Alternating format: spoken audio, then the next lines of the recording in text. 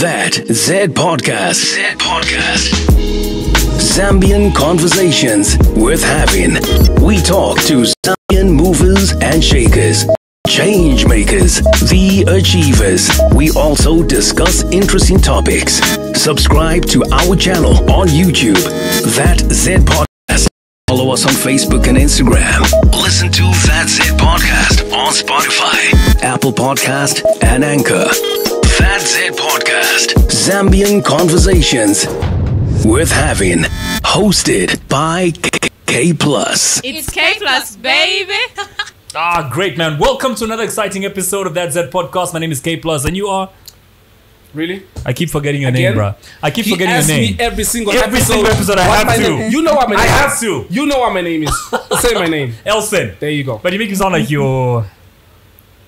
My bitch? Yeah. I don't want to say it. I knew you were going to say it. But anyway, we've heard your calls for us to have a female guest. And it's not like we haven't been trying. One of 5 things happens. Either we call a female guest to come on the episode, she stops answering our calls, she postpones. Like Aunt Millie, she asked us to pay her 10,000 kwacha. What paying Aunt Millie 10,000 kwacha to be on this? What value is she bringing, man? Is she gonna bring us more than 10,000 kwacha? I remember you laughed on the phone. That's funny. I remember you laughed on the phone. I said Aunt Millie wants 10,000 kwacha to feature. Or they will postpone. And then there's number 5, our guest today, financial advisor, famous on Facebook for, of course, giving our wives a lot of advice. Is your advice targeted women only? But we'll ask that a little later. Her name is Lyapa Mbewe. Make some noise! Guys, you're not clapping. Hey, are you happy? What the hell? God damn it. Show some goddamn respect. Thank you. Please. Can you inculcate that in our crew/audience? Lyapa, welcome to That Zed Podcast. Thank you so much for having me, and thank you for the tremendous welcome. I've seen a lot of videos of you on Facebook, and you haven't smiled this much before. You're happy to be here. Yes. Great, man. I'm so But chuffed I'm a right smiley. now. Serious? I think I'm a smiley. Am I not? You got a pretty smile. Thank you. You're a smiley, yes, but half the time when you're talking about money on social media, it's serious business. So you smile for like a brief second and you're back to business. But here, you're happy. Yes. Welcome. Thank you. It's because I'm here. It's because it's here. Oh, okay. I was sharing That's fine with Lyapa behind the scenes. I think that's fine too. Jeez. Stroke my ego a little. A little It's bit. very fragile. I'm sorry. I really am not the person to do that. Mm-mm. Besides, her husband is watching, so yeah, we'll leave it at that. Well, I have Kalinga to stroke my ego for me. I was Moving on. Yes. sharing with Lyapa how, what was that story again? How you disturbed my sleep sometime. Yes, I'm still wondering how. You're wondering how. Yes. Here's how. So You dreamt of her?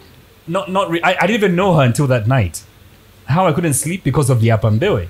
How my wife, the husband is watching. my wife keeps. Her husband is watching this, and I'll break it down like a fraction for you. How she kept me up that night. I'm trying to sleep one night, and my wife keeps telling me you need to have Lyapa on your show. I'm like, Wow. who the hell is Lyapa? Babe, Lyapa is. She gives us the best advice: how to budget, how to invest our money, how to. Avoid certain traps that the financial world has set for us that we don't know about in terms of insurance and other.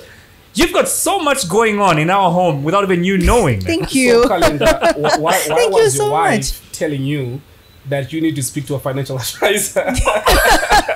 No, I think that's $1 million question right now. No, because there could be people who don't know about Lyapa but know about our platform and vice versa.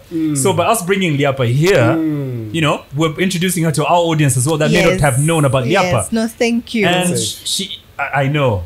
God, I've been taking myself out of your traps a lot nowadays, eh? I know you now. Now you do. Full of shit.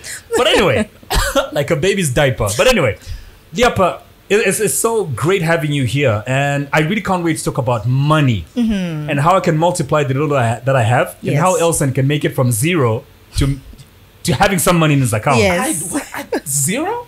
5 kwacha. It's 5 kwacha. Yes. Fam, 6.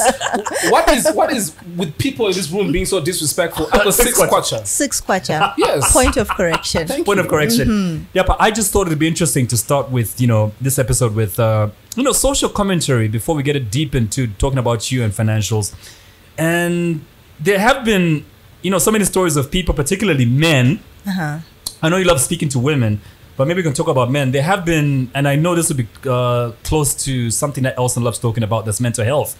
There have been stories of men, particularly men who have been committed suicide for reasons like, failure to pay back debts. We've had a guy in the news killing himself over a debt of 2,000 kwacha. We've had, guys killing themselves over business collapsing.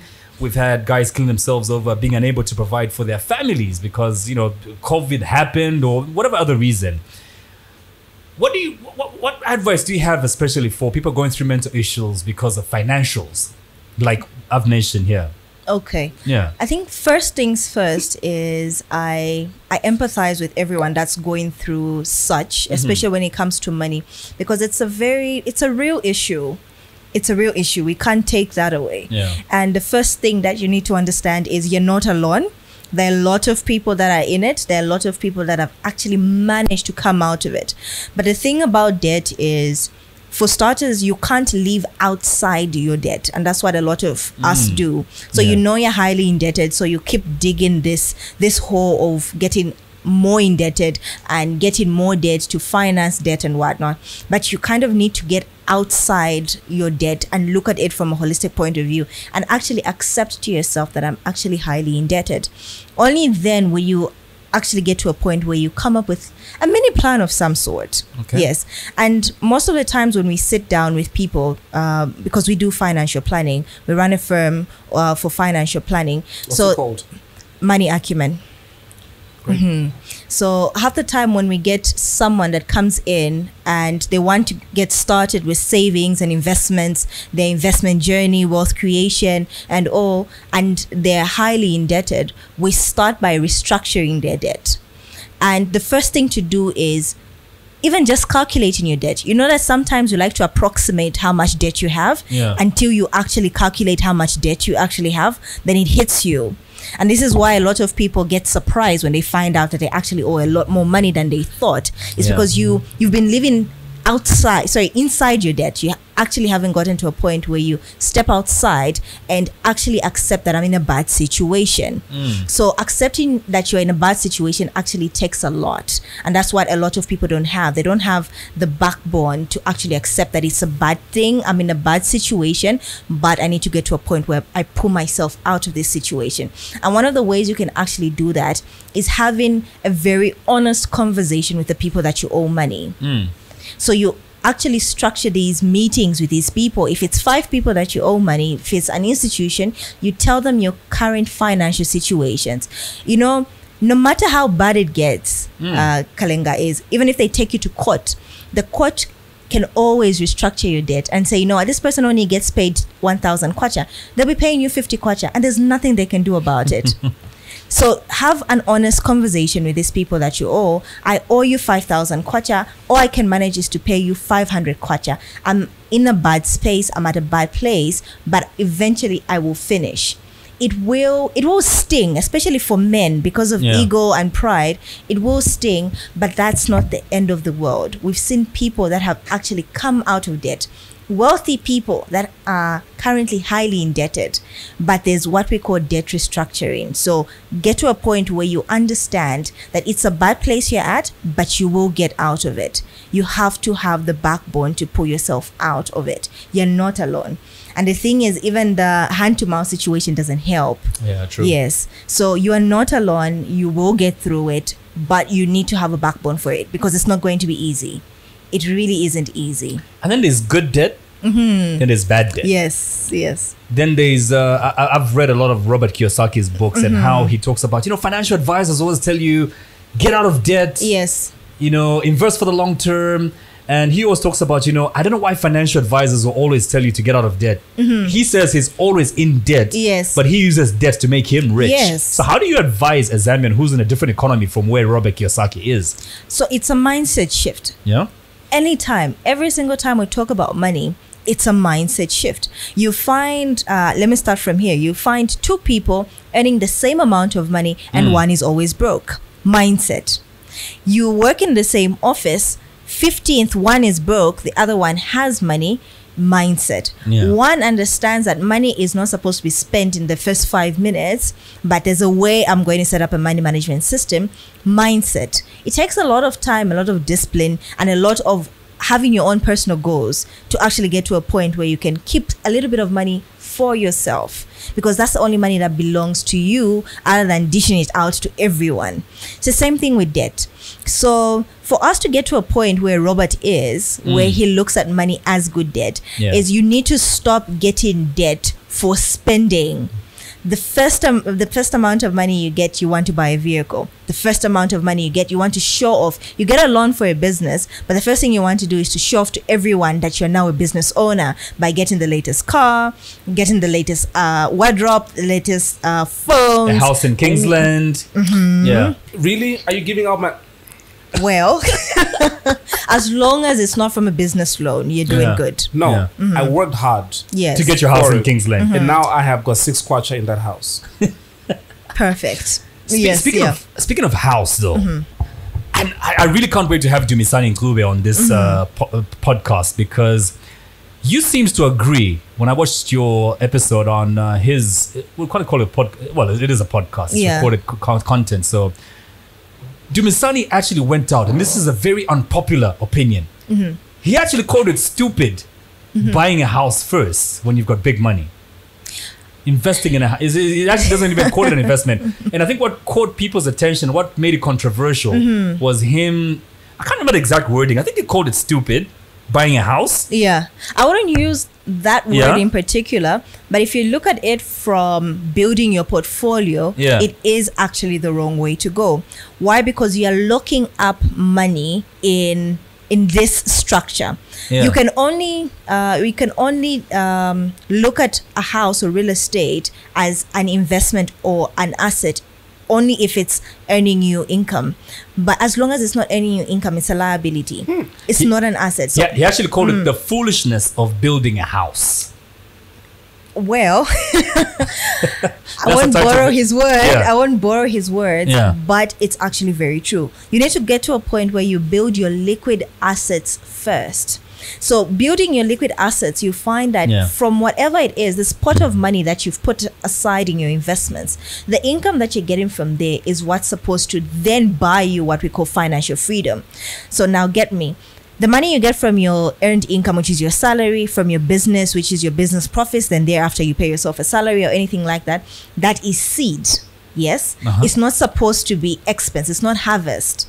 But most of us use that money as seed, and then we start spending it. Building a house for yourself is spending. It's not investing. Because it's not bringing money back. It's not bringing money back. Unless we look at it from a good debt point of view, where you can use that house for collateral to get money, then maybe get that money, put an investment, get income. But that's something you can do with an advisor, a properly structured way of investing. But if you're going to build a house and that house is not earning you back any income, and you do it vice versa, where you are paying a house for 3,000 kwacha, and now you've pumped in this 500,000 kwacha. Why? Because we're Africans and you want to touch your money, so you can touch your money through your house. But in actual sense, you've just borrowed 500,000 that would have earned you at least even like 17% per annum. But that house, even if we're to go the grant way of real estate, in Zambia, real estate is 5 to 8%. When investments, liquid investments out there can earn you up to 15. With a return of investment period of 12 years. Yes. I know that for a fact. Yes. Yeah. So that's 5, 6, 7%. But we actually have investment vehicles out there that can earn you even up to 24% per annum. So that 500,000, if we look at it from a different point of view, you can actually postpone. You can postpone building that house, make a little bit of money off it, or put that 500,000 in an investment vehicle. We call it capital preservation, and build your house from the income that you'll be getting from there. Really deep stuff. Now, the country knows Lyapa Mbewe as his financial advisor. I think we need to bring out the human. Okay.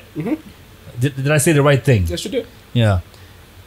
Let's bring out the human of the financial advisor here. Okay. Maybe just a bit of your background. Like, were you born, with money? No. Were you born rich? Like, where did all this come from? Maybe you can just give us a brief background of who Lyapa Mbewe is. Okay. So I was born in Kitwe. With money? No. Okay. No. All right, I'm starting to see a trend with every guest. Every guest is from Kitwe, man. What the hell? Kitwe, actually. I'm from Parklands. Kitwe. Yeah. Yes. Yeah. Kitwe, Parklands. I come from a very decent background. So I was raised by my grandparents, lovely people. They Yeah. instilled a lot of discipline in us. So the one thing that I remember vividly from my background or from my childhood is my granddad always used to tell us to stay in our lane. Like be very content with the little that you have and don't go picking out things that don't belong to you or envying. Like stay in your lane. And I think that's the one thing that has popped out for me. So do I come from money? No. I come from a very humble home.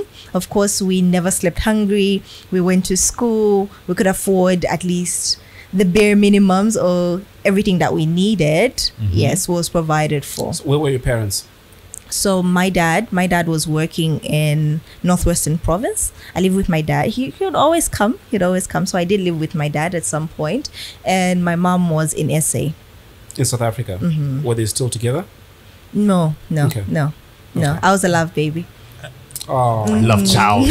And then your educational background, maybe you can just touch on that a little bit. Okay, Yeah. so I have an accounting qualification. Money. Money, really? Yeah. Anyway. So accounting qualification and financial advisory training. And your primary and secondary? Primary, Kitwe Basic School and Helen Kaunda High School. I was even about to say you sound like a Helen Kaunda girl. Yes. There's a Helen certain girl. way. There's a certain way that the Helen Kaunda girls sound. so you How? got done with I high hope- school. Sorry, go ahead. Go ahead. I hope Helen is a good thing. No, it is a good thing. It's a- I mean, look it's at a how good you thing. turned out. So it is a good thing. Thank you. You're an example to even those who are watching this from Helen Kaunda. And I'm sure those who went to Helen Kaunda feel like, yes, she's representing us. Yeah. I went to Mukuba Secondary School. Really? Yeah.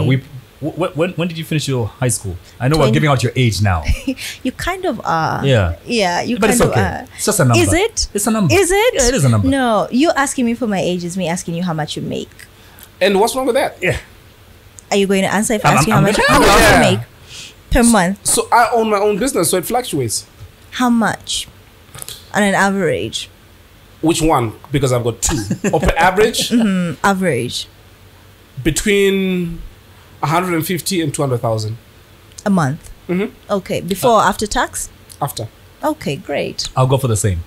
You go for the I same. own a radio station and I do a media company as well. That's also been handling this before whatever. But that's contracts a that- business. So how much is your salary? That's a business. So that So there's I'm not business. earning a expense. salary yet. Okay. He Yeah. hasn't yet segmented. So you finished school when? I'm asking Really? because I'm trying to understand if maybe I came to your school for debates at the time I was in high school as well. Because I used to come to Helen Kaunda a lot. Okay, 2010. Way before. Way You look like a before. 2006. Way before. Way before. Yeah. Really? I finished school way before. Okay. So Yeah. you're way older, Yeah. and look how you turned out. I don't even know what that means, but I'm laughing. I don't know if I should be at least angry or pissed. no, at least he earns 100K. At least he earns 100K. You could earn much more if you had finished high school, but college. You never pass a chance to attack me, eh? Never. Never. I will say this Till in the my day you die. knowledge, Baba. Yeah, but which college did you attend though? I was at NIPA. I was doing Zika from NIPA. Okay. And you know, finance has a reputation of being a boys' club, a boys' game, kinda. What drew you to a career in finance in the first place? Numbers. So I've always been a numbers girl. Is it numbers or money? Both, but Okay. numbers first. So I remember the time I wanted to go into uni. I initially wanted to study mathematics, anything to do with statistics, math. So the closest thing you can get is go and study accounting. For some Yeah. strange reason, we always feel accounting is math, which it isn't. It's just graphs and reconciliation. So I got there. It was good, but it wasn't really what I was expecting. And yeah. And before I actually jumped into the finance world, I was in retail management. And even after attaining, or let me say, I can't say the highest level, but I made manager at a very tender age. And I thought to myself, saying, look, you've gotten to this place. Yeah. There's nowhere else to go after this. So where do you go next? So then I started looking to get into the financial industry, and my first job was an investment financial advisor for an offshore investment firm. That sounds And big. What it's firm was that? The De Beer Group. Okay.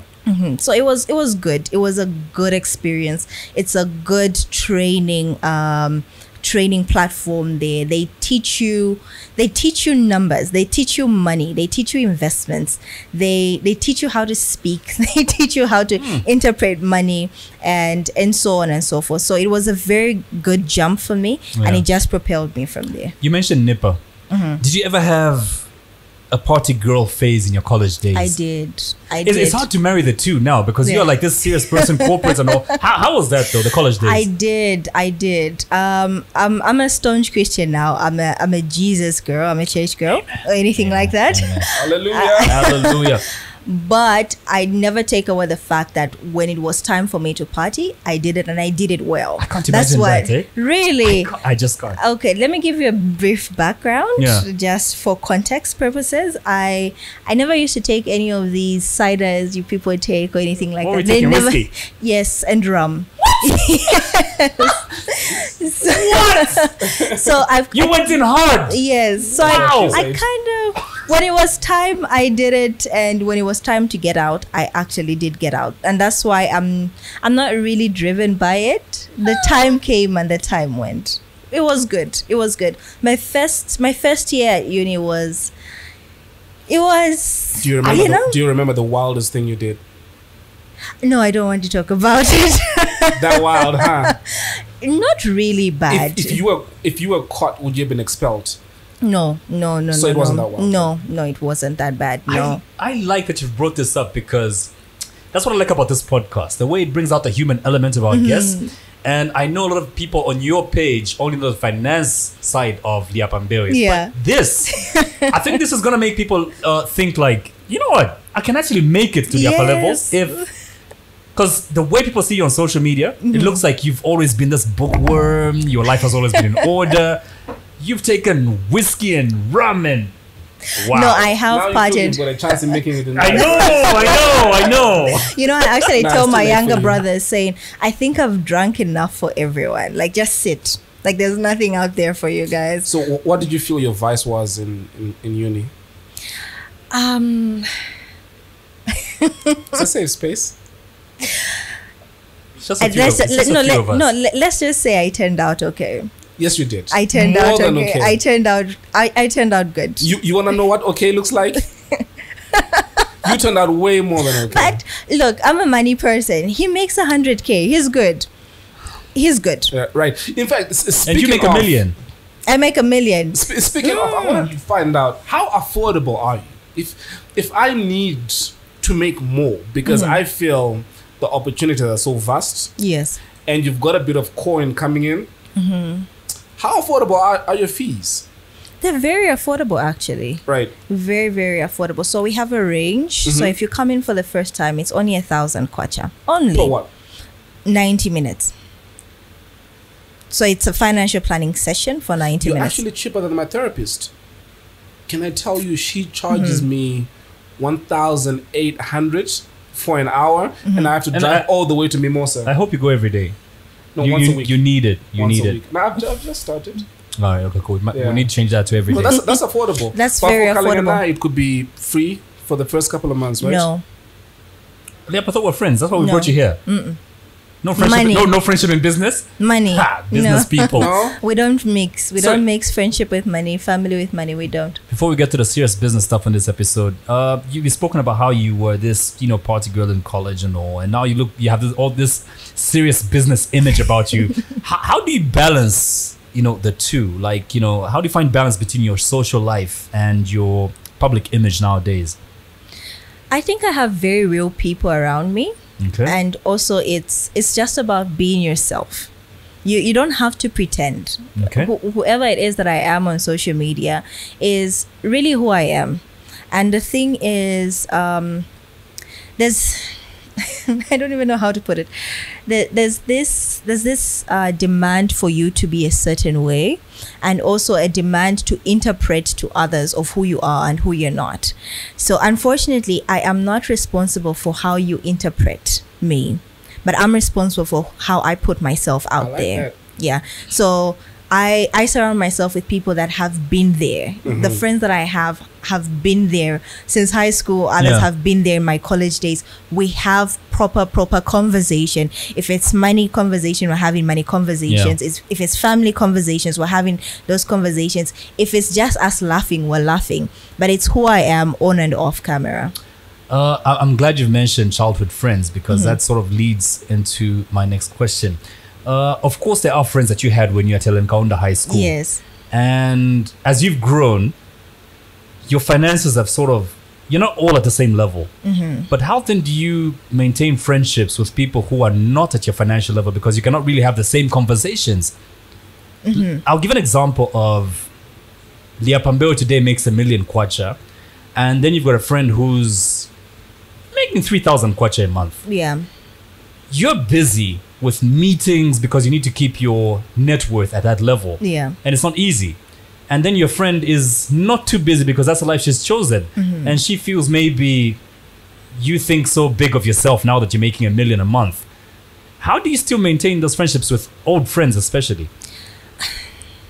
But I think it just goes to any type of person. Yeah. At any growth rate. It could be career, it could be other people that get married, you're not married or anything like that.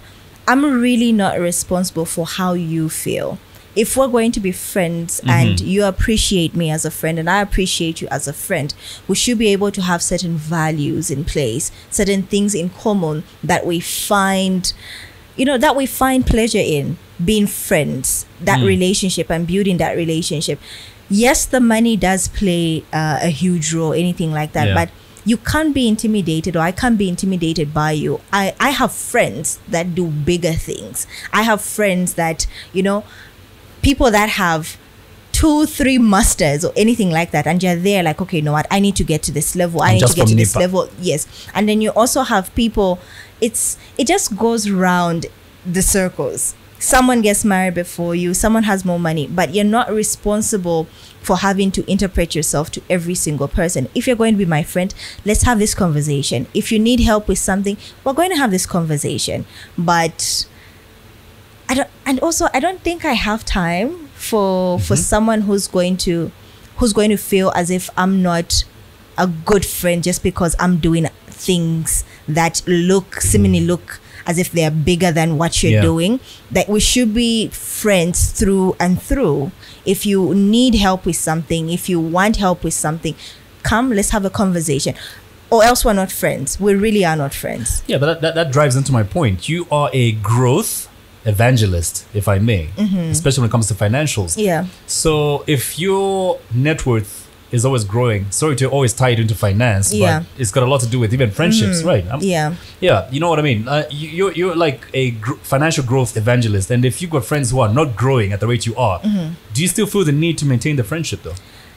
But friendships are more than money, Kalenga. They really are. They really are more than I'm asking for a lot of people because, look, I'm asking for people who read the books that I read. You know what I mean? There are authors like, I'll give an example of Les Brown, who I know you follow as well, because I've seen you quoting Les Brown on your pages. Well, and he talks about how if people are not growing at the rate you're going, then they're pulling you back. To add more to his point, because initially I couldn't figure out where he was going with this point. This is weird like that, but now you do. Now I do. To add more to his point, you know that cliche saying your net worth is your network. Yeah. My dad always used to say to me, if you hang around the barber shop long enough, you're bound to get a haircut. Exactly. Yes. So if you are going to hang out with people that, I don't know, I like Kalenga for an example, how then do you expect to find inspiration around you? To grow? So, I'll let you in on a little secret, yeah? Please do. I have... It's just the three of us. Oh, Jesus. And everyone that's watching? Maybe. Yes. Yeah. So, as you grow older, there's a certain way you need to compartment your friendships or the relationships around you. So we have who we call friends. So let's see if we can bring it down to a handbag. You know, a handbag is big. There's the big zipper, then there's the zipper on the side, then there's a tiny zipper on the inside, there's a middle zipper or anything like that. You can only put certain sizes of items in each compartment. So there's a very, very tiny compartment on the side where you put your coins. For me, that's the smallest circle. Those are your people. Those are my people. Those are people that I will confide in. Okay. It's not about net worth. It's not about anything. Those are my, they're my close safe space, like safe space. Yeah. If I'm going through something, they'll come to my aid. My mom knows them. Their moms know me or anything like that. Maybe it's mostly like 2 or 3 people in there. Then we have colleagues.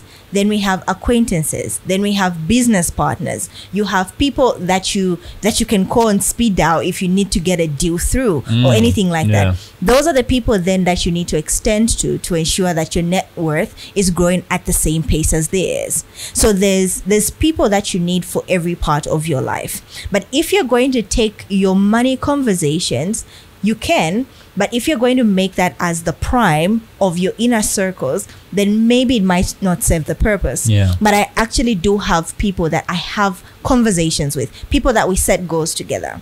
I actually have, okay, I won't go there. I have friends, I have people that will challenge you. They say, you need to make this much by the end of the quarter. You need to make this much by the end of the month. You need to make this much. You need to grow by this much by the end of the year and whatnot.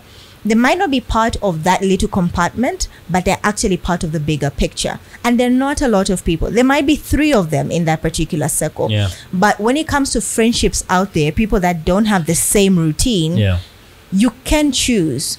You can choose who to let go and who to keep. If someone is constantly pulling you back because you're making money, then they don't have the right intentions for you.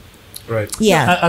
As foolish as he may look, we actually set goals. Like, I was about to say the same damn thing. Serious? Yeah, we set goals. So he knows how much I expect him to make by the end of the year. Yes. And he's also set a goal that's for your me. money person. He's my money person. Yes. Yeah. So you need to have a money tribe.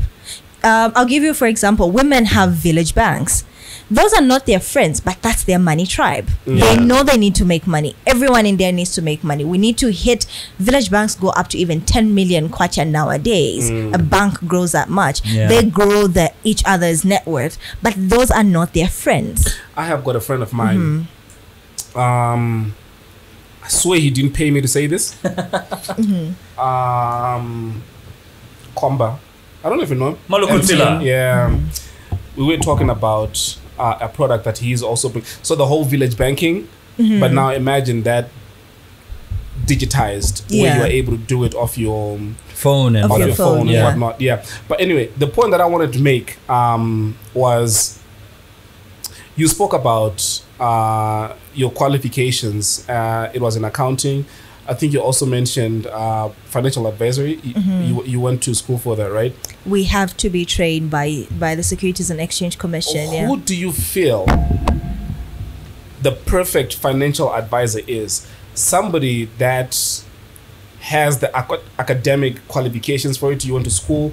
You are taught what looks good, what doesn't look good on paper, or someone that has actually gone through it, that has tried, failed, built their wealth.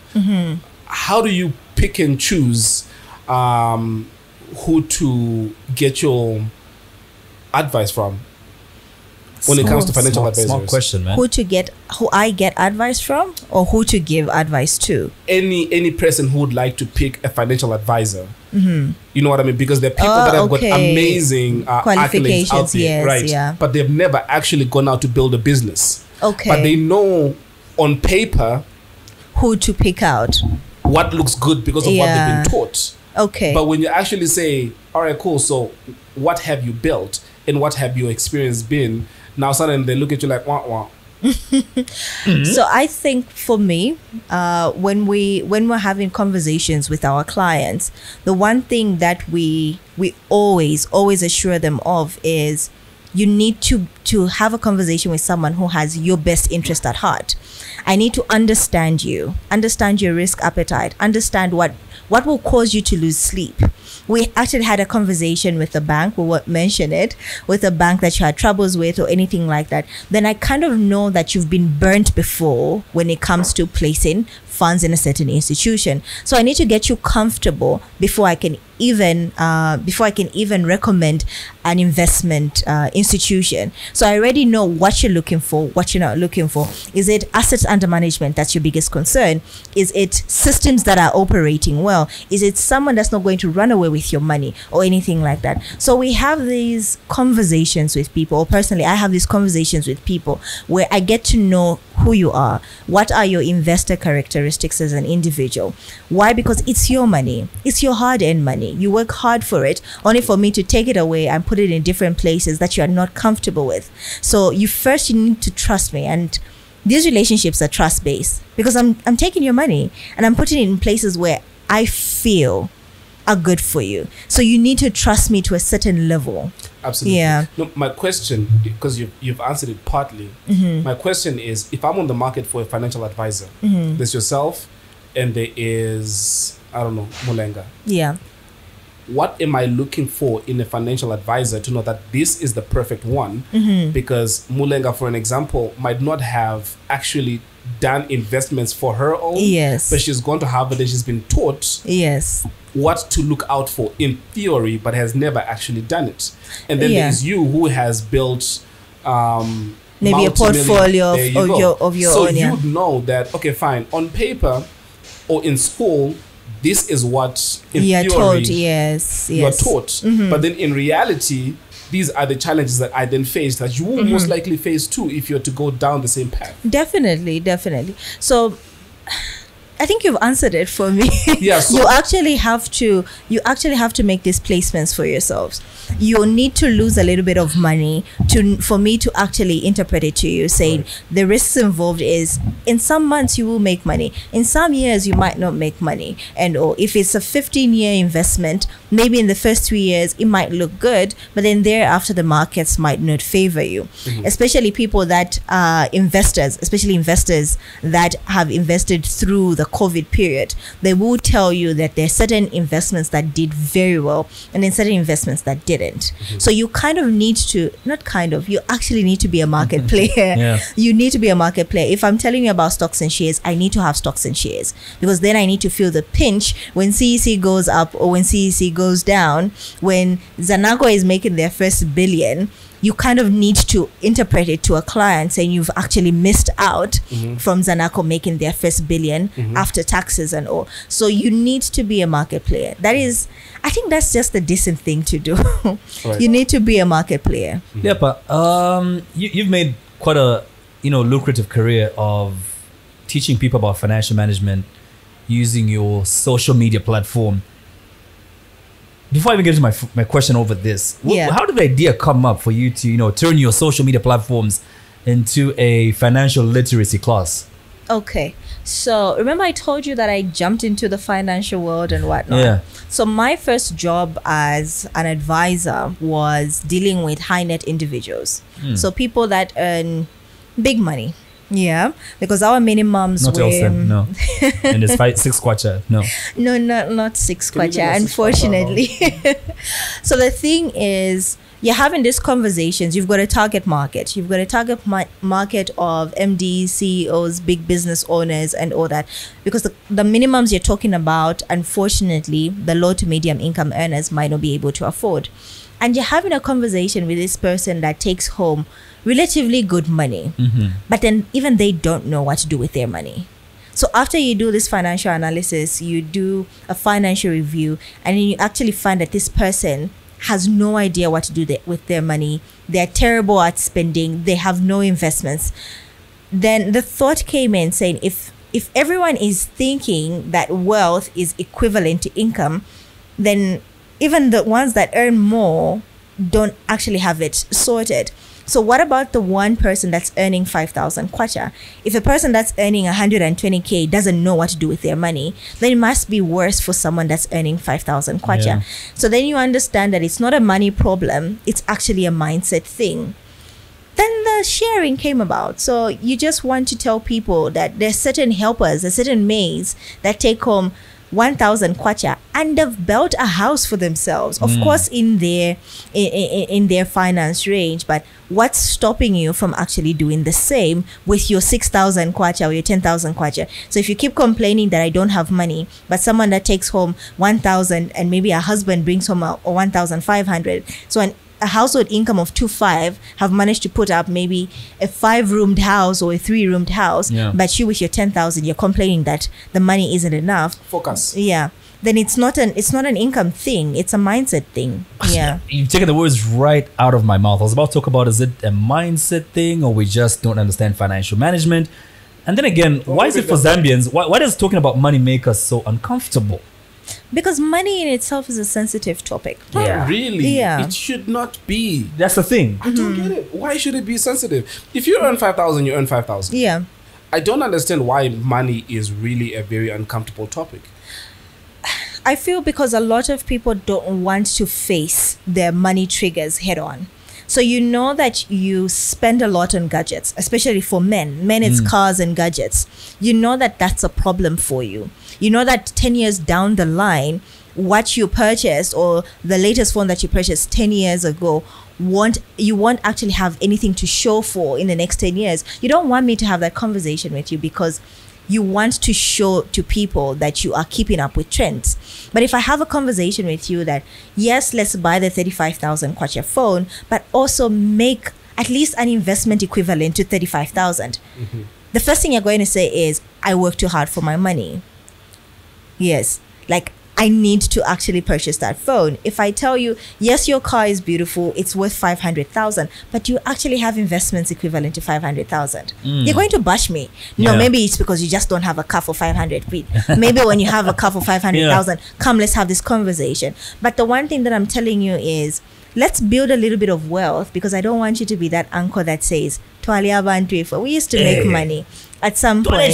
Toilet sticker. But then after that, you're going to ask your nephew for 1,000 kwacha or for 500 kwacha. Pelakona 5 zari. But the thing is, do you have 10 years of work to show for it? That's the $1 million question. You know what really pisses me off about what you just said? Not you. You don't piss me off. You impress me with your financial knowledge. It's okay. But what really pisses me off about you said an uncle, nephew, and I'm thinking about the nephew because I'm already thinking of so many nephews, and I think about our education system. And what really pisses me off is how our curriculum never changes, because I bring that up because you imagine somebody starts school grade 1 all the way up to grade 12, then you go to college, your whole educational experience is preparing you for a job to start making money. But if what you're going to school for is to make sure that you're financially stable the rest of your life, why then is our education not teaching us about money from grade 1? And you've spoken about this on your socials as well, as to children should be taught financial literacy. We should start this from a young age. Yes, start them young, yes. Yeah. But are you talking to anybody in government about this with your influence right now about starting financial literacy in schools? So there's a financial literacy working group under the Ministry of Finance. I was about to ask, are you starting a school for kids? My wife told me you're starting some event for kids. Yes, so we actually did one on Saturday. How much my wife watches that. We actually did an event on Saturday, Money Acumen Learn for kids. It was brilliant. It was really, really good. So we are going to do our part. I'm going to do my part. My partner is going to do her part also. So the one thing that we need to understand is, yes, there's something cooking up in the background with the working group, and they're trying to see if they can implement it into schools and whatnot. But it's something that will take a bit of time to be implemented. But the thing that we can do now is, parents, do your part. You know the mistakes that you made. You know what it is that you would have loved to learn at the age 7, at the age of 14. And this also shows in adults. You know, when someone starts making money or starts getting a hold of big monies when they're much older, you can tell that this person has never had an encounter with money. But when they're much younger and you get exposed to these conversations, imagine your parents actually having a conversation with you about how much they earn.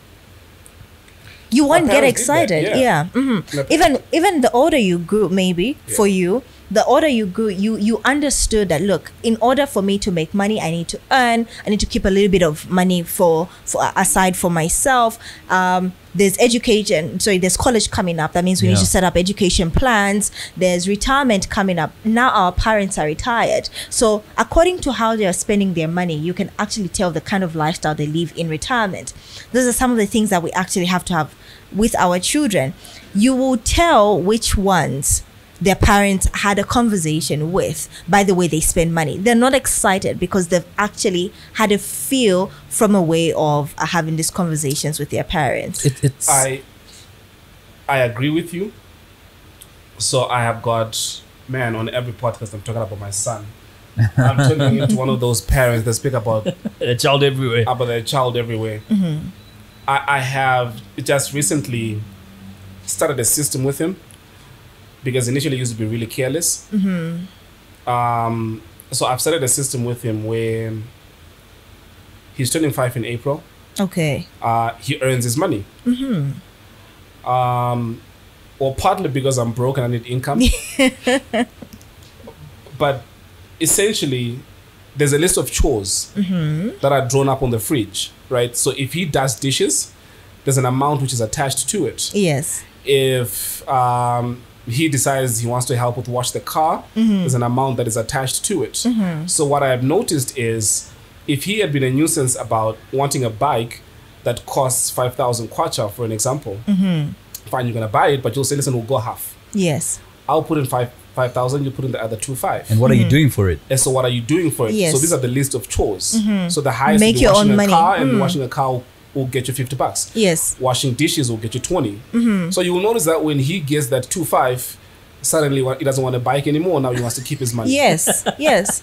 If he loses a hat, I'm going to take him to the store. I'm going to buy the hat and I'll show you this hat was 300. Yes. Right? So you've done the chores for the whole week and I owe you 200.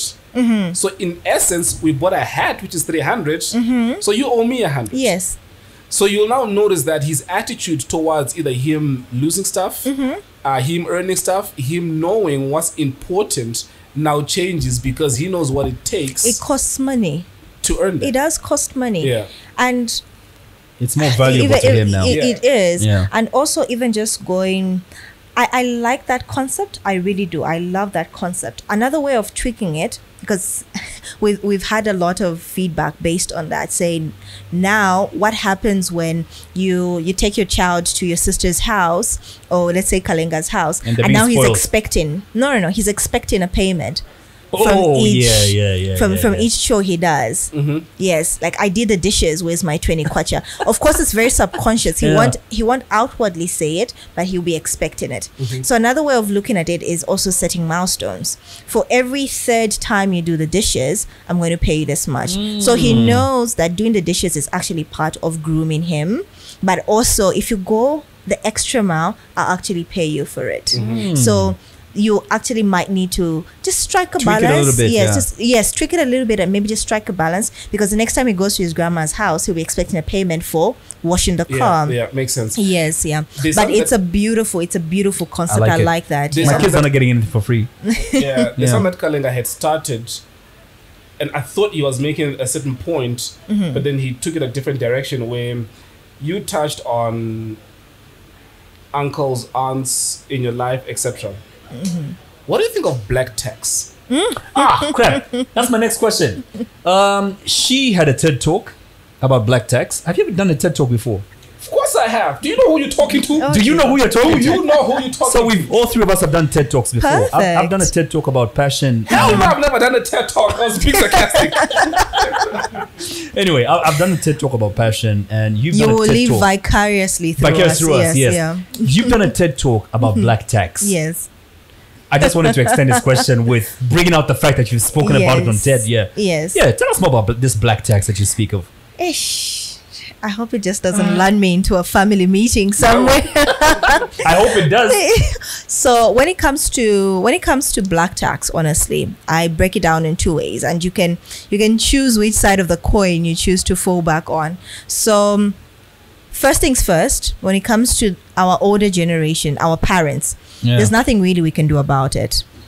They're much older. Let's do what we can and also out of love and out of respect, and also it's biblical to honor your parents. Yes, so do what you can. If you can, just do what you can. They're already there. So on that point, I just wanted to get this point out before I forget it. When you spoke about honoring your parents, have you noticed that is the only commandment with a promise, yes, with what the result is? Yes, everything else to live long. To live everything longer. Else Yes, says don't steal. Pose. Right. I see why you only follow one commandment. Anyway, moving on. Yes. So when it comes to our parents that are much older right now, there's very little we can do about it. So let's maintain it. Do what you can. Love them. Spoil them. Send your mom flowers. Send your dad talk time and all those things. For no reason. Buy him a new pair of shoes and whatnot. But when it comes to our generation, now that's where my focus is. We know the pinch it has when it comes to the little monies that you earn. You know that you need to send back an amount of money at home. You need to support your younger siblings and all those things. You know that it actually does weigh you down. You just started working and all that and etc. You just got married. You're trying to set up your own home. You've got children and you still need to finance your parents and all that. So if you know how painful it is, why do you want to do that to your children? Why would you want to do that to your children? So the next thing to do for our generation is change the status quo. So black tax in Africa is around Ubuntu. The fact that the community raised you, so you need to give back. Your parents, your aunts, your uncles raised you, you need to give back. Let's not take that away.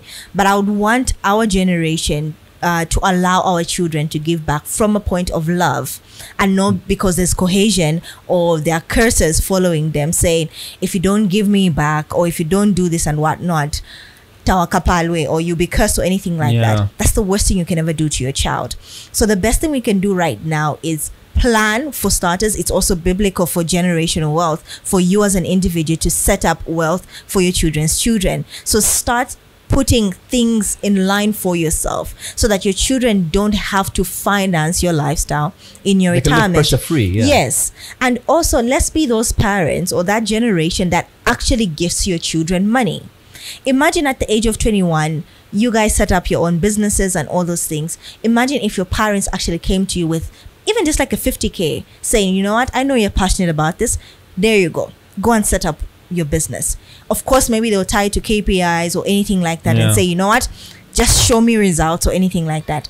That is something that I would want to see for the next generation. So up until now, we still have people that are calculating their income in retirement from the number of children they have. I have 5 children. That means I'm going to be earning 1,000 or 500 kwacha from each one of them. Children are not a retirement plan. That is old age. That's you need profound, to man. get to a point where you have the energy right now, you have the income right now, and also we have compound interest that works in your favor in terms of investing.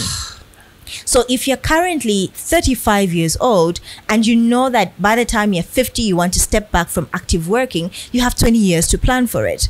If you start putting aside even a minimum of 5,000 kwacha a month, or even 10,000 kwacha a month, or if you have a lump sum, you can actually put in a lump sum, lock it up and let compound interest work for you. Speaking of locking it up, what's the best place to put it in? Stock? Your mattress. Sorry? Your mattress. Under the mattress. Now let's get it from a financial advisor. If say I had a 50,000 kwacha today, would you advise me to put it in stock or in life insurance for my kids?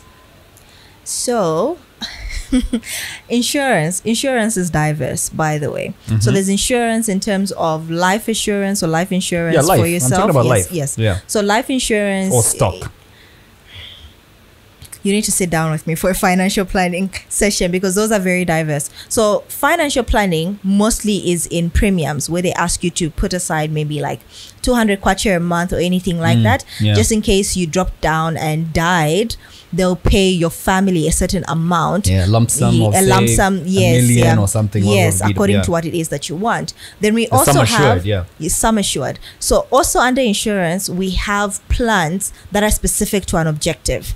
We actually have what we call education plans. So education plans is where you are actually contributing specifically to your child's education. What that does is, God forbid you actually dropped dead right now and died, your child's education is sorted. So insurance kicks in and your child will get an equivalent amount of what it is that they would have assured you, sum assured, at the time that the funds were supposed to be paid out. So that's education planning. We also have retirement planning. So now that's in terms of stocks. What do you do for wealth creation? We have what we call unit trusts. We've got bonds. You've got treasury bills. The treasury bills are short term. You've got bonds. You've got unit trusts, which are mutual funds. You've got stocks and shares. So stocks and shares, let's bring it back to the LUSE, the Lusaka Stock Exchange. We have a lot of myths that it doesn't move, they don't pay out dividends, it's stagnant or anything like that. Brings it back to his query earlier. Have you actually done it? Like the $1 million question is, have you done it, or have you heard a friend's uncle's aunt's sister talk about it and you just haven't done it? People are making money. Of stocks. And remember, investments, anything that has investments tied to it is long term. So you can't put in something today like a business and expect a turnover at the end of the month. Investments are long term. Yes, they start, minimum is 5 years. So 5 years, 10 years, 15, 20. You've got someone like Warren Buffett who started investing over the years, a billionaire, when he was 11 years old, and he only started seeing his returns after 50.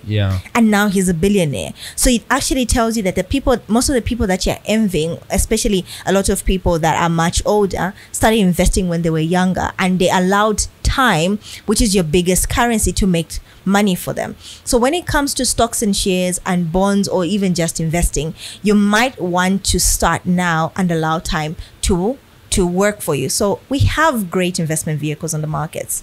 What would you put your net worth right now? Well, we had this conversation earlier. And now we're having it on camera. No. You're not going to tell us how much you're worth? No.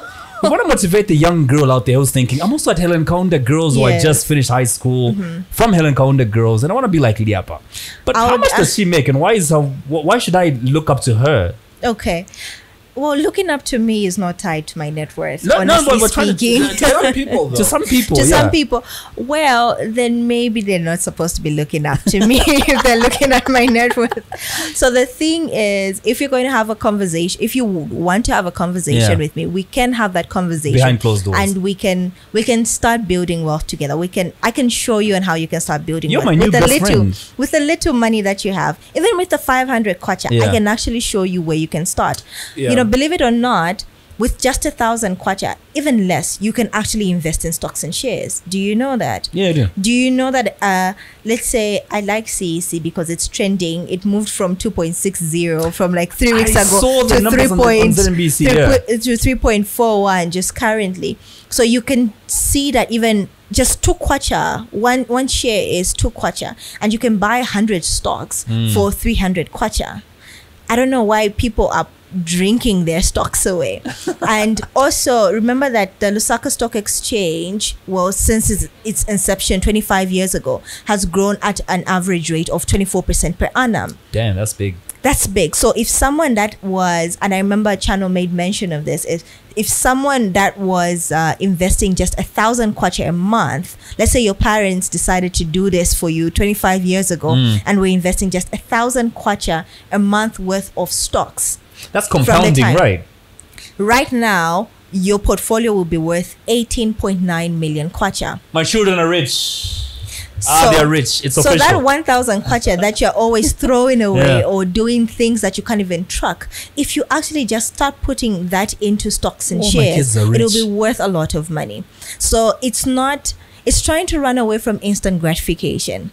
Yes, you've got money right now and all these things, but where can I put it just for it to make a little bit? What is the net present value of that particular amount? But you know what's killing? Actually, that point you brought forth, it's a flex culture. Yeah. Flex culture, because I saw Elson in new Nikes and, a Nike tracksuit that I saw in a music video, and now Elson has it, and he posted himself on Instagram with it. The moment I have a 2,000, is it? Because sneakers are expensive now. Yes. So the moment I have a 5,000 kwacha, I want to look like Elson on social media. It's the flex culture killing us, man. So it's called trends and lifestyle inflation. Or flex culture. Or flex culture. Yeah. So the thing about those go hand in hand in the sense that right now, Kalenga, let's say you drive a vehicle with 200,000.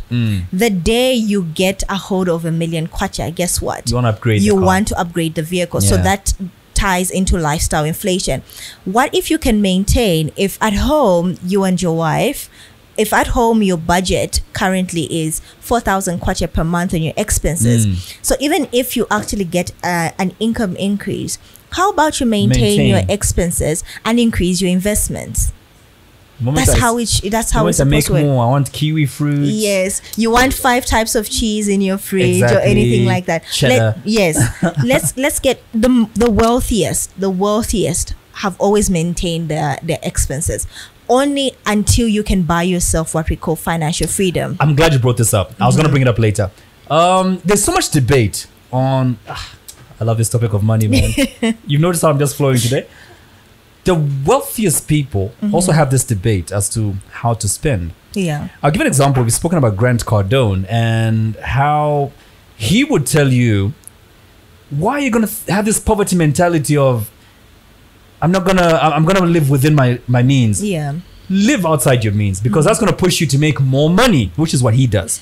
And then you're going to find another person like Warren Buffett who will advise you endlessly, tirelessly, to live within your means, because that's how you get rich. Now, these are 2 billionaires. Yeah. Who should I listen to then?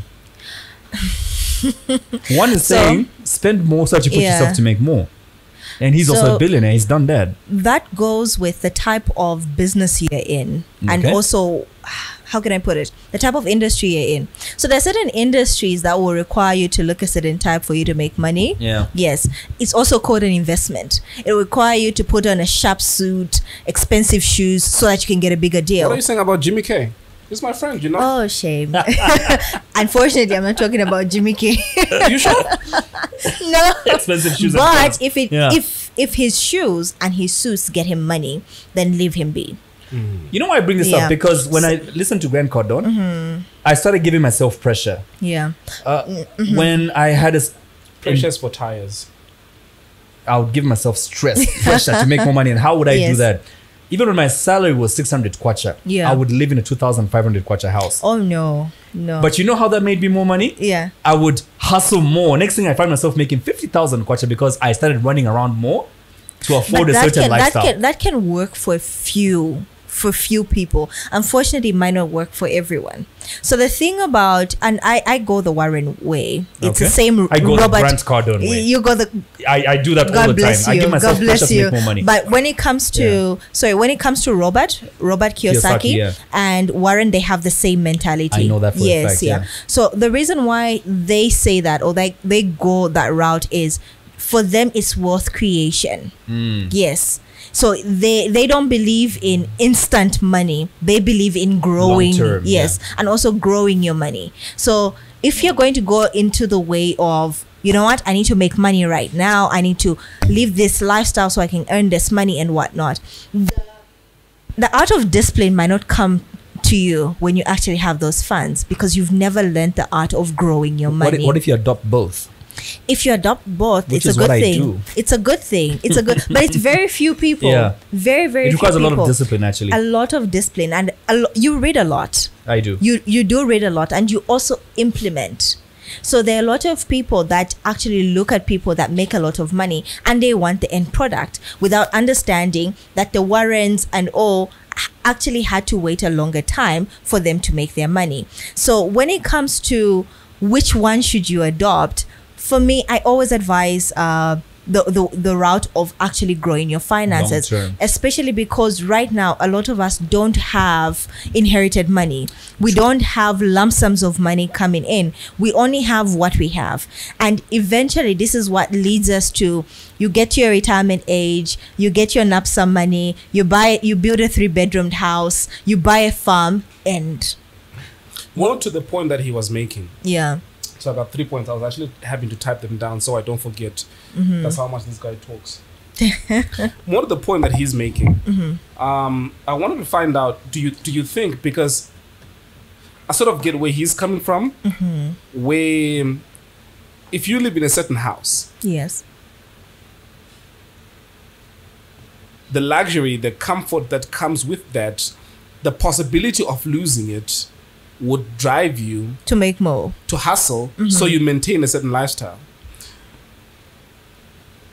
It also could be true that if there is somebody that lives in a very dilapidated house, they also could come so complacent, so comfortable, where they say, okay, you know what, as long as I am able to survive, and they don't have that drive because they don't know what the other side might feel like.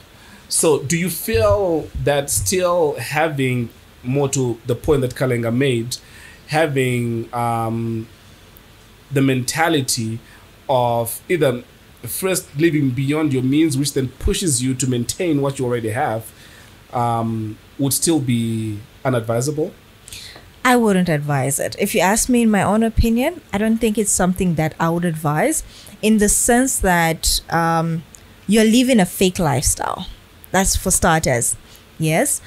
In as much as you do have a plan in the back of your mind to say it will work out eventually because I have a plan. But then the truth of the matter is you can't afford your lifestyle. And this is what usually leads to debt. But do you know that's exactly what Donald Trump did? That he made his billionaire image and status when he wasn't. He created, I remember when I was reading his book, The Art of the Deal. But that is one in a lot of people. You're right. It's one in a lot of people. The rest that will try to duplicate that will find themselves highly indebted. So you are living in a house for 2,500. In his example, you're paying 600. So this particular month, you're getting paid 600 kwacha, which is what I was getting paid. Yeah. And that's before food, that's before transport money to and from your office or anything like that. So you are constantly trying to borrow now to finance this particular lifestyle that you somewhat have or somewhat trying to maintain, and half the time you find yourself highly indebted. So some people know how to manage it. Why? Because remember the first point I had made, if it will get you the money, then maybe we might consider it as an investment. Invest in a good suit. Why? Because you're about to meet someone important. You're about to close a big deal. If you have to maybe borrow a pair of shoes to look the part, do it. Maybe because you're about to close a big deal. But if it doesn't have some sort of a plan, you find yourself highly indebted. And for me, I never encourage to live a lifestyle that you can't afford. You can't afford it. You really can't. The truth of the matter is you can't afford it. And the very few people that have mastered the art of coming up with a picture to earn more money from the picture that they've created have made money. But those are a few people that we can pick out.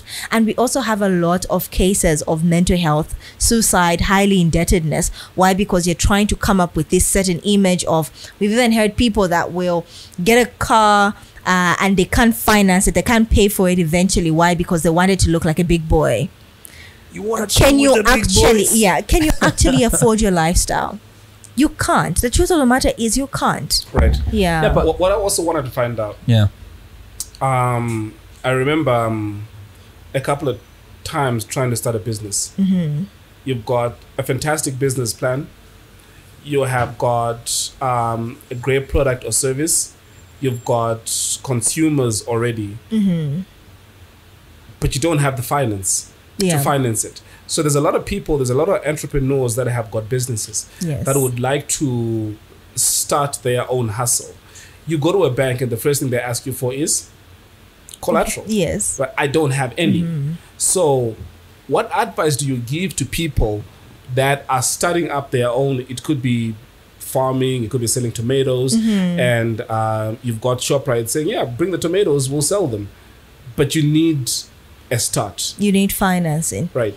There's something that I read from Mzinga Melu's book, because she's a banker, so she was able to speak from a banker's point of view of what it is that they expect. Yes. And the one thing that she said is have a bankable business. Honestly speaking, even away from the bank, I'll speak to you. Yes. Let's say we have an entrepreneur, a young entrepreneur that comes and they need 50,000 kwacha. The truth of the matter is, because you earned 100K, you can actually afford to give out 50K.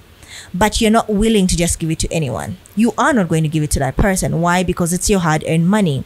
You're going to ask for a certain checklist of things that you feel get to your standard of financing that particular business. So because this money, of the bank's money or an individual's money, is venture capitalists, angel investors, they earn that money, so they're not willing to just give it to anyone. So you need to meet a certain criteria as to why I should give you my hard-earned money. It's not just the bank, it's any individual. It's my 5,000 kwacha that I'm giving to you. It's my 100K that I'm giving to you. Why should I give it to you? What are the returns? Is it a bankable business? Is it a viable business? I'm not being mean to you, but it's also my money. You understand? I hear so before we can actually look at how tough it is to get financing and whatnot, am I just financing this business because you feel, and follow my words, you feel it's a good business, or is it an actual good business? So when I ask you the hard questions, it's not because I'm trying to be difficult, but because it's also my money. So you need to put certain things in check. You can afford right now, if we were to get your 300,000 kwacha returns for your next 3 months, and we say let's finance 6 businesses, you're not willing to do that unless they actually meet a certain, because it's your hard-earned money. It's the same mentality that's behind all these financing. And it's also going to look at guaranteed returns. Yes, and also guaranteed returns. What is the viability? What's the going concern of your business? Is it going to work out for the first 3 months and die 6 months later? And remember, 90% of startups die in the first 3 to 5 years. They actually die. Why? Because there isn't a long-term business, and that's what the banks want to look at. That's what an investor wants to look at, because I'm giving you this money and I know that you're not going to give it back to me in the first 12 months. You're going to ask for 5 years, but if your business is not even going to last for the next 5 years, why should I give you the money? It still doesn't answer my question though. Okay. Which is, everything checks. You have got everything that an investor would look for, so everything checks. The return is there, and it makes good business sense, but you don't have collateral. So if not a bank, how best is a young entrepreneur able to finance a business which, like you said, they ask the hard questions and they do see that there's a return? Okay. And that's a bank. Okay. So how then, what other avenues do people have? Because I'll give, before you answer that, because I'll give you an example of a friend of mine. His name is Wallace, who owns Afri Delivery. Yes. No bank would give him money. He had to go to a couple of people in Kenya who saw the exact same things that the bank execs saw, but they say the policy is we can't give it to you because you don't have collateral. Those guys saw the exact same things and they gave him the money, and now he's lit a fire under their ass. So my question is still there, that what other avenues do people have? Okay, so we've seen a lot of entrepreneurs, young entrepreneurs, and I think now more than ever we have this fire, I'll borrow your words, that has been lit of entrepreneurs that are making a lot of money from their relatively small to medium businesses. But most of them have found it in a sense that they need to raise their capital. So if you have a business that will need, let's say, 500,000 kwacha financing, and you know that you might not be able to get 500K from the bank or from individuals or financial institutions, the best way to start is other than waiting for the 500K to come, start with the 50K. If 50K is all you have, start it at a smaller scale. It doesn't have to be a 2-story building yet. You have this big vision, like your friend. Afri Delivery maybe started with 2 bikes. Maybe if you asked him, maybe he started with 10 bikes. But when you look at his business proposal, maybe he wanted 100 bikes. Maybe he wanted Afri Delivery in every single province. But he couldn't do that at onset. Maybe all he could do was Lusaka for starters. But his vision maybe might extend to the Copper Belt, then eventually in Southern Province. So start with where you are, with what you have. I like that example so much of, starting with what you have and all that, because it reminds me so much of how I started the radio station that I own now. You look at the budget. Like when I sat down, I almost fainted that day when I drew the budget of how much a radio station is going to cost. Yeah. It came to almost 400,000 kwacha. And you're telling this to a guy who's just moved his family back to his mom's house because I was totally broke at this point in my life. And look at the budget so big, and all I am is a DJ at this point. Yeah. I look at that budget, and lucky I meet a person like, Gesh Groove. Yes. Yeah. And he tells me, dude, you know what? The best way, there's an African proverb, the best way to get rid of an elephant in your path is to break it down in pieces. Yes. And it tells me, dude, you're going to raise a bit of money in the next few months from your DJing gigs. Mm-hmm. Buy small, cheap equipment to start with, which is what I did. I came to Lusaka, Simonson building. Mm-hmm. The cheapest equipment I could find is what started the radio station. Wow. But today we could have the top-notch equipment, but it started from what you're talking about. Yes. Breaking it down in small bits, and then one day you build the whole... And also collaborations. Collaborations are powerful. In Africa, we don't do a lot of collaborations because we want a one-man show.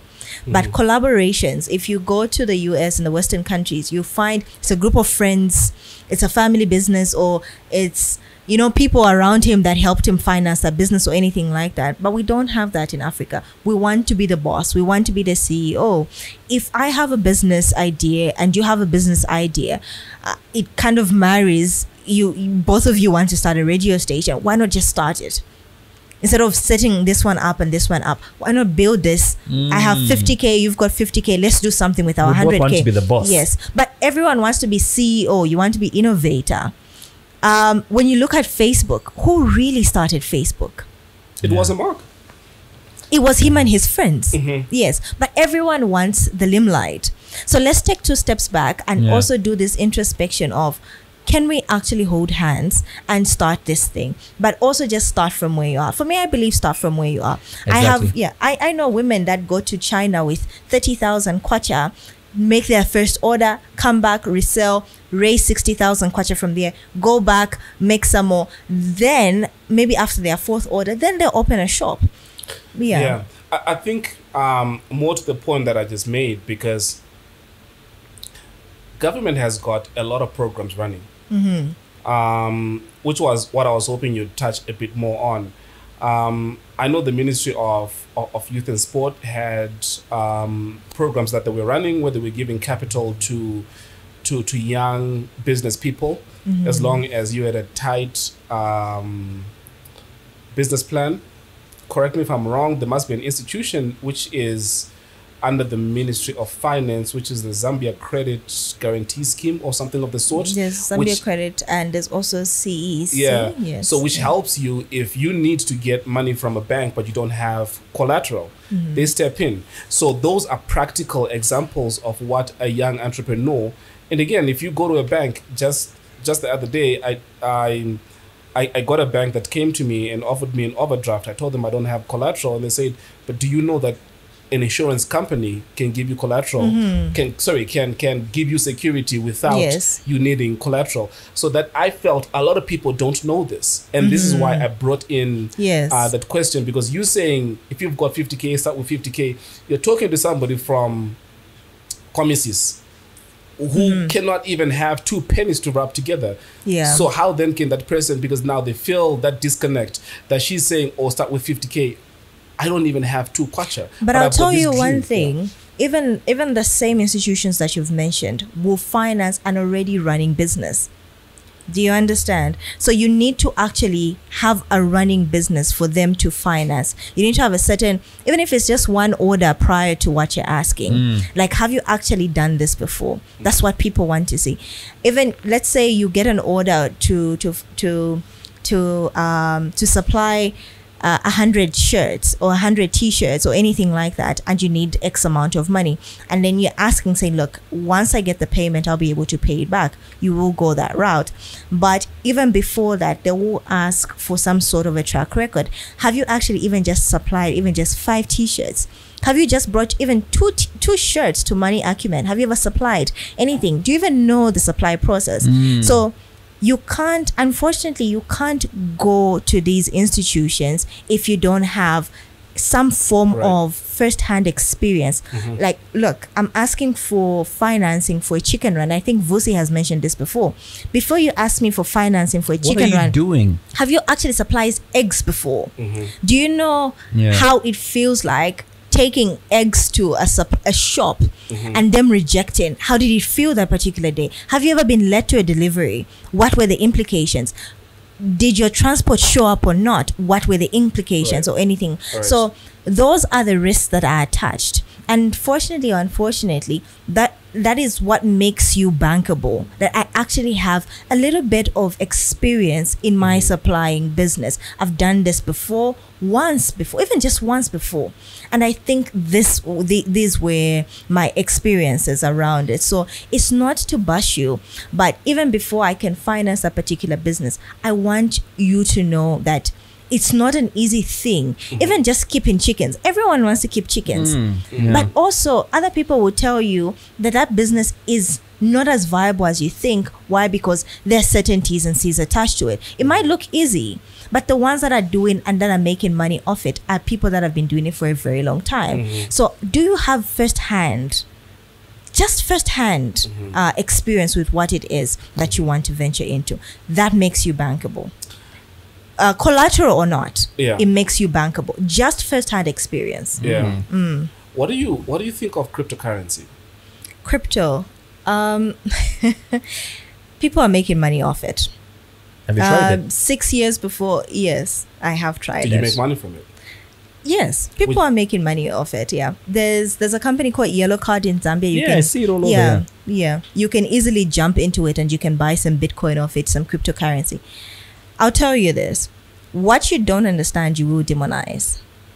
People are making money off it. So it's either you understand it and you jump on it, or you don't understand it and you demonize it. And people that are making money will continue making money off it. Isn't it being used for crime, though? The fact that it's not regulated and you can't trace it? It's not every investment vehicle that will be accepted by every, how can I call it? Every country that you get into.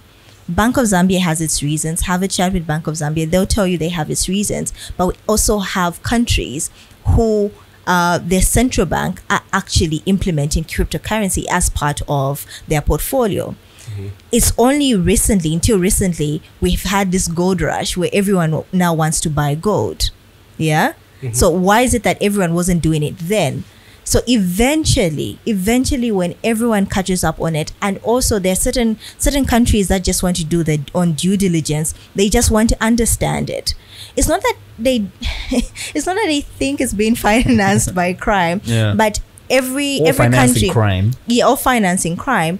Every single country, every single head of a minister of finance or bank governor wants to know exactly how it's done.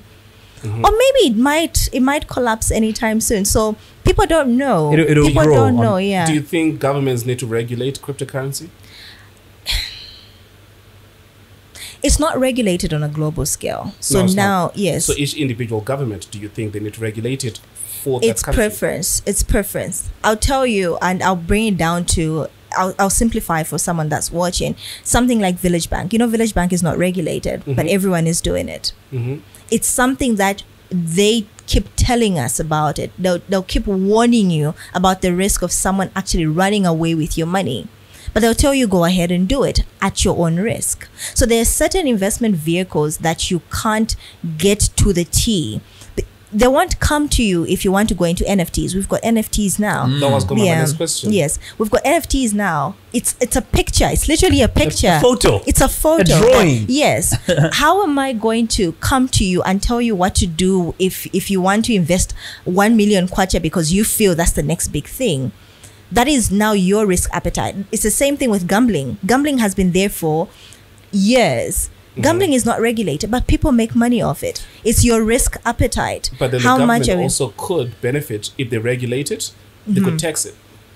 The same way as you mentioned village banking, that could be taxable if it was regulated. But that has a lot to do with risk appetite. It has a lot to do with risk appetite. There are certain investment vehicles that can be regulated. And if they wanted to regulate it, they would. But there are certain investment vehicles that are usually prone or attached a lot to risk appetite. They will tell you about it. They will educate it. There's what we call financial literacy educating. They will educate. They'll tell you the pros and cons and all, but go into it with an informed mind. There will come a time, and I will tell you this, there will come a time when these will be regulated. They will be regulated when all states, all countries agree, the financial institutions sit down and agree saying, how exactly are we going to do this? It's an internet currency. currency. It's out there. It's literally just hovering around. It's right there. How do we regulate it? How do we bring it down to young people? And remember, this has been started by young people. How do we go up and about these young people that are able to come up with these currencies, these investment vehicles that are hovering around?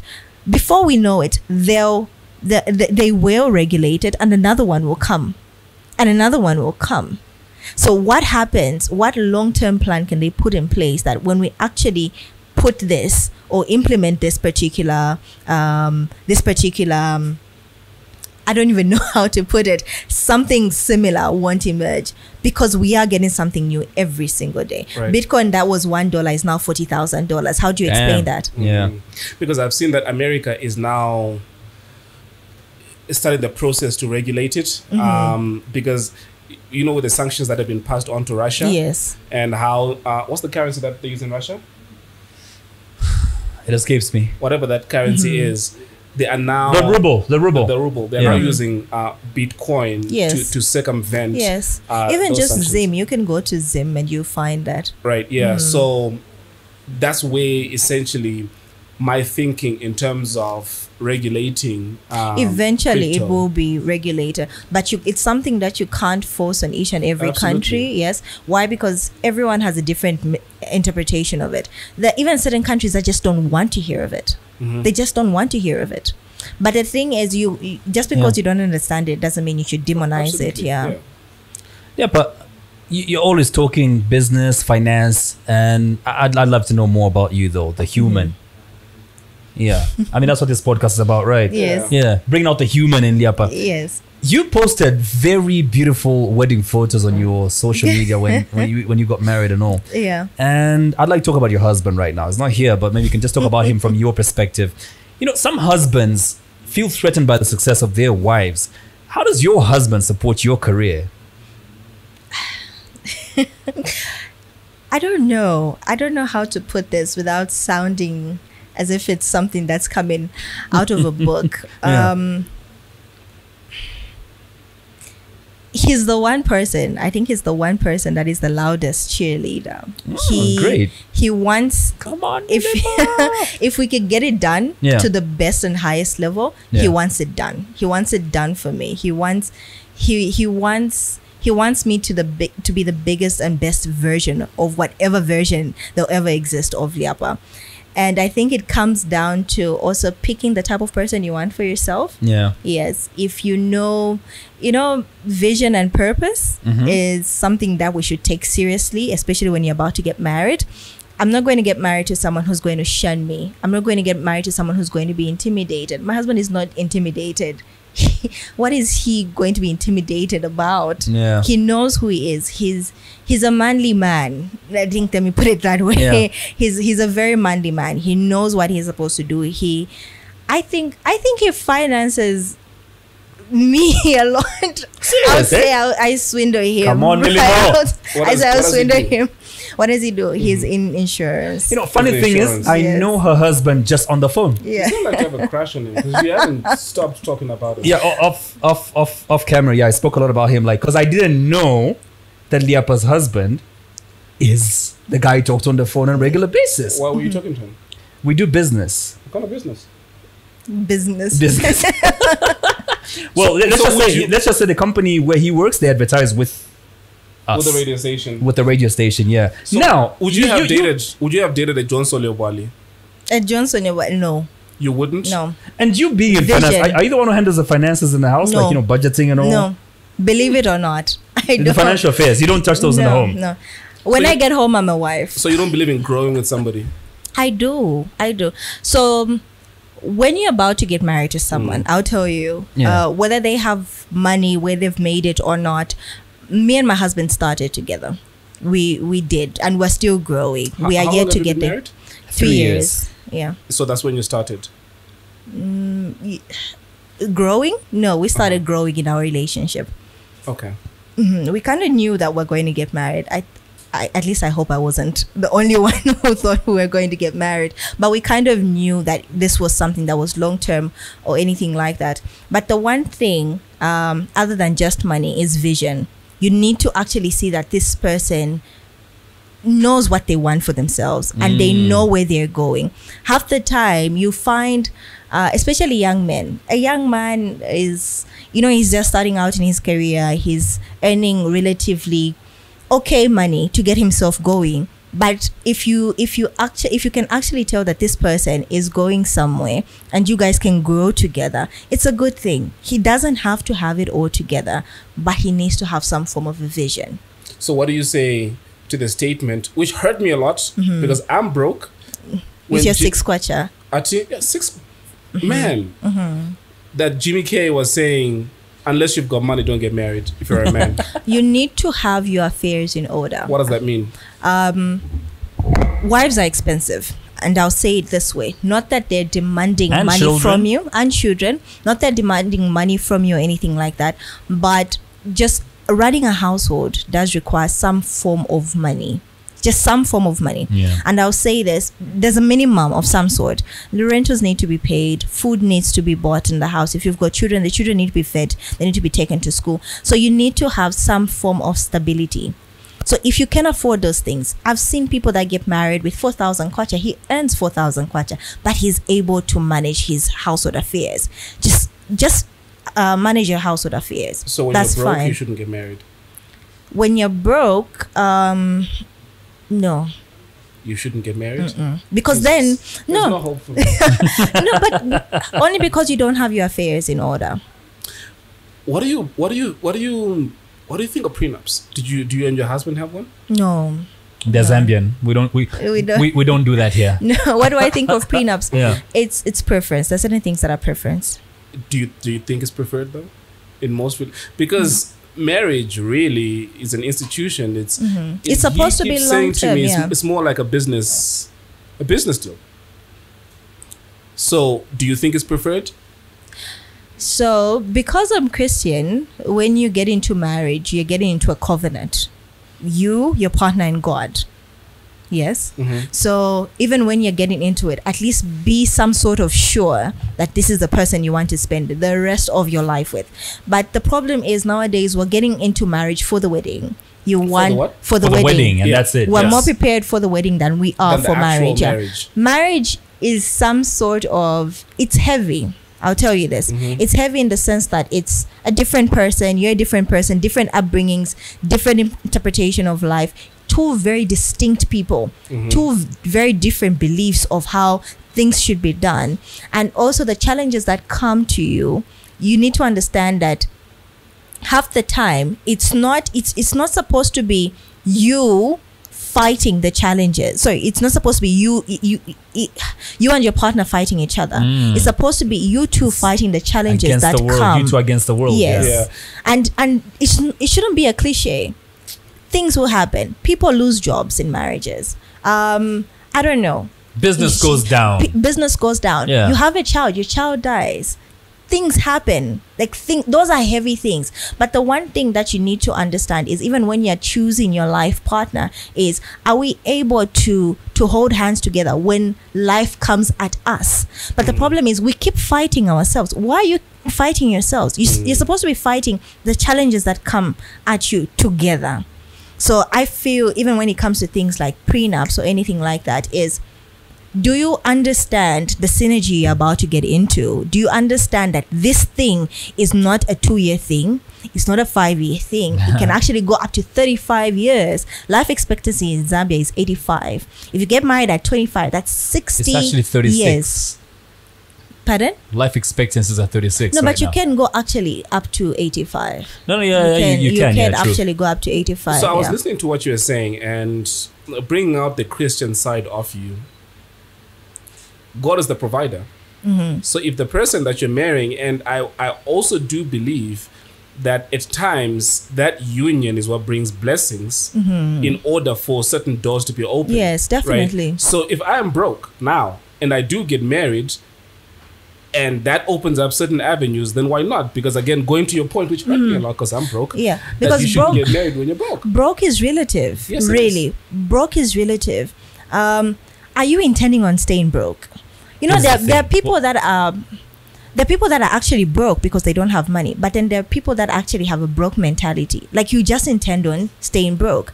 I promise you, I'll appreciate a person that comes with a 500 or even 100 kwacha, but they have their affairs in order. So that person is not broke, they're responsible. Do you just have your affairs in order? Even when things are bad, I can assure you, I was having a conversation with a young man yesterday after church, and I was telling him, saying, believe it or not, women have money. Believe it or not. This is something that you need to understand. Women have money. You get into a relationship with someone, if your woman is not, even just getting you a t-shirt or anything like that, you haven't acquired. Women do have their affairs in order. What they are waiting for is for a man who is responsible and have their affairs in order. If I can actually see that in you, I promise you, on days where when things are bad, I will step in. And I will wholeheartedly. But the problem is, you want to stay broke. Yes, things are bad for you, but can you just have something going on for yourself? Are you pushing? You don't have a job, but are you pushing? Show some effort. Effort. E for effort. That's it. You won't be broke forever, and favor will come on you when you get married, because the Bible does tell us that he who finds a wife finds a good thing and obtains favor from the Lord. It will come, but have your affairs in order. Even when you go back to the Garden of Eden, Adam was working. He did have a garden. That was an instruction from God. Work. Yeah, but we'll run out of time, so just quickly, a quick game to play with you before you leave. It's called Would You Rather. Should we do this one there? Yeah, we should, okay. Would you rather? So I'll give you two options. There's no right or wrong answer. We're just getting to know you a bit more. Would you rather be without internet for a week or without your phone? Without my phone.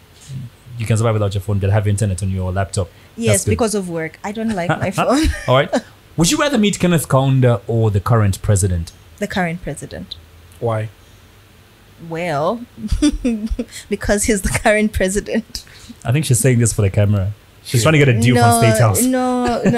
Because I want to talk about what's currently going on and see how we can move forward. Would you rather carry cash or use digital payments? Digital payments. Why? Because I don't like cash. Okay. Yeah. Have you ever tried Ting before? Ting, no. Ting. Have you heard of it? I think it's blowing our minds, by the way. Ting. Yeah. Try Ting, man. I need to try it. Try Ting. Is it an app? No, it's not an app. So it's a platform that has got various services. So it's a payment gateway. Okay. So if you sell watches, for an example, online, and at the point where a person checks out and they need to pay, it's a payment gateway that provides. Is it like PayPal? Like PayPal. Yeah. But the Zambian version. Nice. Okay. Even better. Yeah, and you are able to pay. It's got a bulk disbursement feature where, imagine you want to pay like 5,000 people money at the same time. You are able to upload a CSV file, put in the person's name, last name, phone number, amount, click send, populates, sends. Imagine like all those farmers that are out in the rural areas and they don't have banks. Okay. So it can be used for employers also. There you go. Yep. Put those names in and ding. Right. T-I-N-G-G. Put those names in and everybody gets paid like ding. Light bulb moment. Would you rather go on a cruise with friends or with your husband? My husband. He's that fun? Yes. I would ditch all of you for my husband. I promise you, I would. You lucky man. I would ditch all of you for my husband. We would expect you to ditch us for your husband. No, I'll ditch anyone for my husband. Anyone. Nice. Yes. Would you rather lose your vision or your hearing? Which one would be easier on you? My hearing. Hearing. You'd rather still see stuff? Okay, cool. Would you rather get rich through hard work or through winning the lottery? Well, Zambian lottery is closing. Yeah, I saw that in the paper today. You know that? It's closing. Zambian, dude, I was going to tell you. I just read the message. Why? For reasons. They said reasons beyond our control. That's what they said in the newspapers. Yes. Yeah. I've worked with them. So we need to call Majid, man. Majid. That's my boy. We need to call Majid and find out what's going on. Hey, focus the camera back on me. Plan A is gone. Plan A is gone. Majid, what is this, my man? You need to start investing. I know, right? The lottery is gone. Yes, the lottery is gone. Yeah, but the last one. Would you feel worse? Would you feel worse if no one showed up to your wedding or to your funeral? Which one would you feel worse if no one showed up? To my funeral. Why? I think impact. Funerals speak a lot about impact. How much impact he made on this world? My wedding, let me tell you this. If I had a chance, I wouldn't have a wedding again. But then weddings you had a fairy tale wedding, though. Weddings are stressful. I promise you. I would take my husband and we would go to a honeymoon, like a big honeymoon. Everybody says that after the wedding. Everyone like, don't says do that. it. Like, let me look. Don't do it. How much time do we have? Say it. How much time do we have? We lost time like 10 minutes ago. Because I wanted to play a pretty interesting game with you. Who would you say in your life is your ride or die? My husband and my mom. So if you were to choose one of those two, who's at the top? Your mom or your husband? Ish, they both have their own seat in the car. Yeah, they have their own seat in the car. Man, if we had time, the game that I was going to play with you is I was going to ask you to take your phone. You've got your phone there. Yes. I was going to ask you to call him and put him on speaker. Let me call him. Right, hold on. I'll tell you. You've been caught speeding by Ratsa. Yeah, just pretend you've been caught speeding. You've been caught speeding by Ratsa. They are not giving you an option to pay a fine. They are taking you to jail unless somebody comes and vouches on your behalf. Because you don't have your license with you. It's at home. So, whatever he's doing now is a very important guy, right? He needs to stop what he's doing right now, where he is, to come to you and bring your license. He will. Let's do it. Okay. Just put him on speaker and go to the I hope he doesn't say, babe, I'll come when I knock off. No, he's actually working from home today, so. Oh, Jesus. Can we cut this off if it doesn't work? If it doesn't work. Put him on speaker. Put it closer to the mic. Hi, baby. Yeah, baby. Hi. So, you know, remember I told you I was going to meet up K Plus Kalenga. Yeah. Yes. So I forgot my license. Per Monday here. Really? Was that time, Baby, I forgot. For starters, I was speeding. Then I didn't have my license, so I left it. What do you mean you left it? That doesn't mean you left the car, you left the license. I left the license, baby. I've left it. So it's in my side drawer, the bed, my side drawer. Please, I need it right now. Can you come right now? They refused for me to pay a fine. They want the license. And I asked them to check the system. They refused to check the system. They want the license. Do you know what just my problem is? I sent you a message. You see my message? I'm actually at a meeting right now, not you people. Baby, I'm at Molongoshi. I need you to go home and I need you to bring it. Okay, Mrs. M, let me just make something happen. Okay. Ride or die. Thank Ride you. or die. Please don't miss a I love you. Memo, you are a I told you. Please tell me it was just a prank, please, before he starts off. Yeah, just text him. Say it was a prank. Yeah, I'm going to call him back. Baby, it was a prank. They wanted to see if you're my ride or die.